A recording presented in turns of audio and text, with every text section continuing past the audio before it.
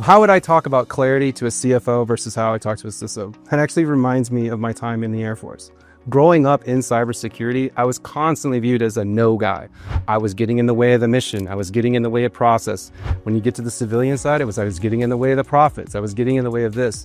So along the way, we had to learn early on, how do we map the ROI to cybersecurity?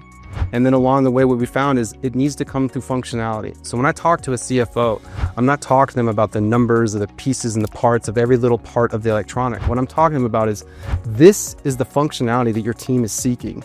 This is the cost of that solution.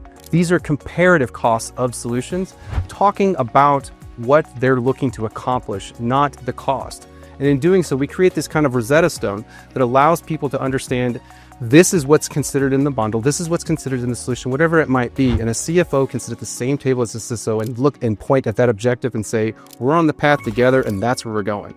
So in essence, we kind of say the same thing because that's what the clarity model is built on. We should all be able to talk the same language, and that's what clarity represents.